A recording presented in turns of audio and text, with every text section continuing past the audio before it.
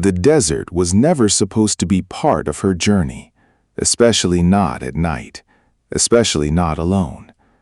When Eleanor Whitmore opened her eyes, the first thing she saw was blood on her silk glove. Not her blood. At least, she hoped it wasn't. The second thing she noticed was silence, a terrible silence. No piano music, no laughter, no guards, no horses, just endless black desert stretching beneath a cold moon, and the wreckage of a broken carriage lying upside down behind her, one wheel still spinning slowly. Eleanor pushed herself off the sand, breathing hard. Her expensive white dress was torn from the shoulder, covered in dust and cactus needles. A thin cut ran across her cheek. "Hello?" she called weakly. No answer. Then she remembered the gunshots. 3 loud shots, the screaming horses, the masked men, and her father shouting her name before everything disappeared into chaos. Her heartbeat quickened. Father? Still nothing. The wind moved softly through the empty desert, like someone whispering secrets. Eleanor stumbled toward the carriage wreck. One of the horses lay dead nearby. The other was gone. The coach driver was missing. So were the guards. But there was something else. Footprints. Fresh ones. Boot prints leading away from the carriage into the darkness. And beside them, drag marks in the sand, as if someone had been pulled away. Eleanor's throat tightened. She wanted to cry, but fear was stronger than sadness. Then, she heard it. A distant bell. Clang, clang, clang. She turned toward the sound and saw a faint orange glow far away beyond the dunes. A town, or maybe a camp. Either way, it was her only chance. She grabbed a lantern from the broken carriage, praying it still worked. By some miracle, it did. And so the rich daughter of the Whitmore family, a girl who had never walked alone a single day in her life, stepped into the freezing desert night. The wind grew colder with every mile. The silence became heavier, and the strange feeling that someone was watching her never left. After nearly an hour, Eleanor saw movement on a ridge ahead. A man on horseback, tall, still, watching her. She froze immediately. The rider wore a long black coat and a hat low over his eyes. A rifle rested across his shoulder. Neither moved. For several seconds they simply stared at each other beneath the moonlight. Then the rider finally spoke. "You're far from home, Miss." His voice was calm. Too calm. Eleanor swallowed hard. "Please, I need help. My carriage was attacked." The stranger looked past her toward the desert. "I know." Something about the way he said it made her blood run cold. You saw it happen?" The man didn't answer directly. Instead, he slowly rode closer. Eleanor's hands trembled around the lantern. When he stopped in front of her, she finally saw his face. Young, maybe early 30s. A scar cut across one eyebrow. Eyes colder than winter. "You shouldn't be out here tonight," he said quietly. "Why?" The man looked toward the darkness behind her. "Because the men who attacked your carriage are still hunting." Eleanor stepped back. "You know them?" Another silence. Then he nodded once.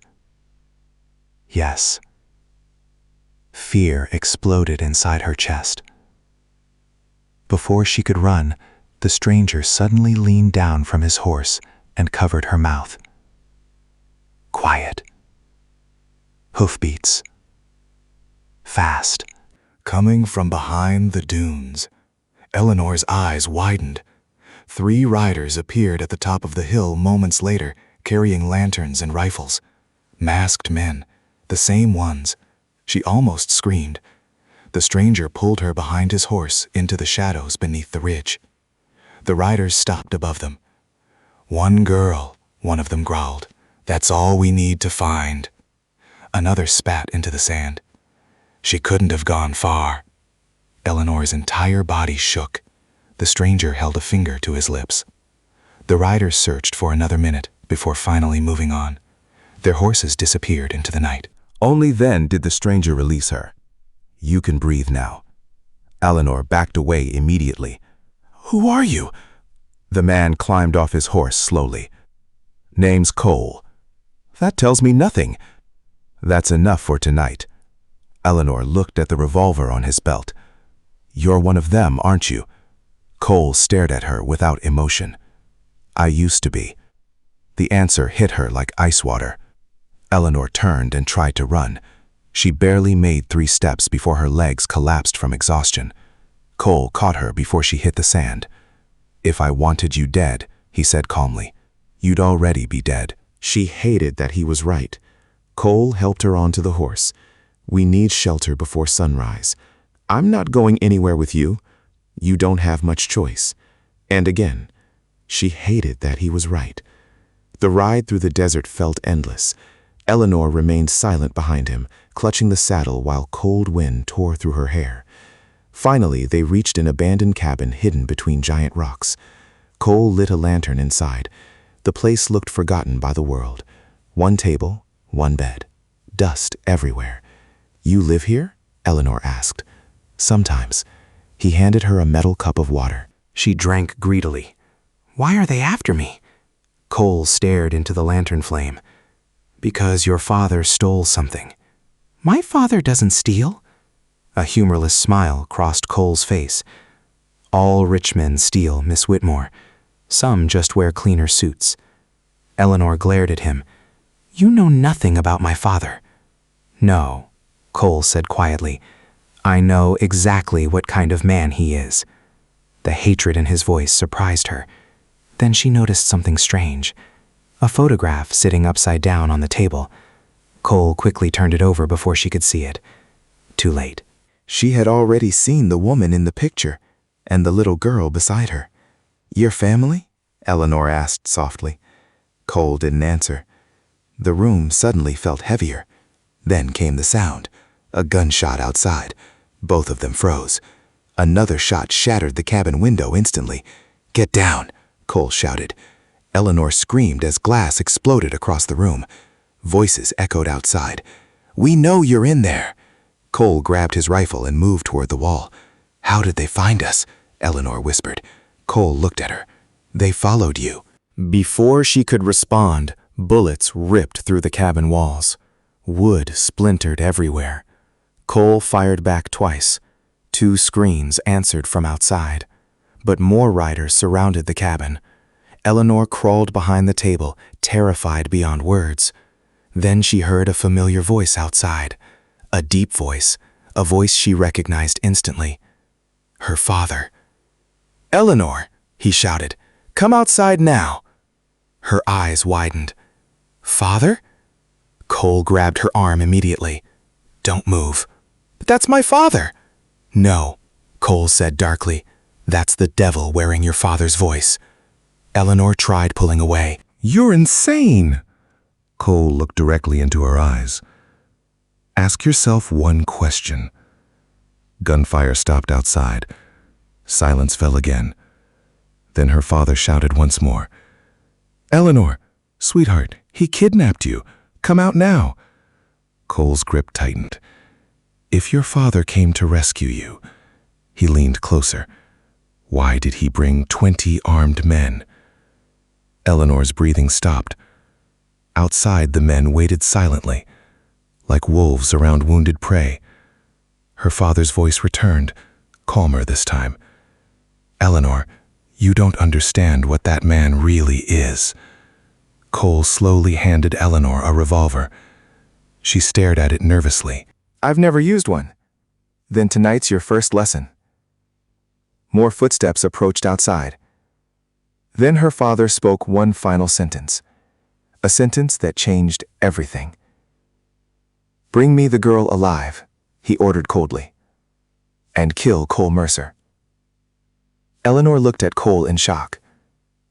Mercer. She knew that name. Everyone did. Cole Mercer was the outlaw blamed for the Black Creek Massacre 5 years ago, the deadliest criminal in the West. Her father had spoken about him many times. Monster, killer, animal. But now none of it made sense. If Cole was truly the monster, why was her father hunting her? Cole saw the confusion in her face. Now you're starting to understand. Suddenly, flames appeared outside the cabin windows. They were setting the cabin on fire. Smoke filled the room quickly. We're leaving, Cole said. There's no back exit. Cole kicked open a trapdoor hidden beneath a rug.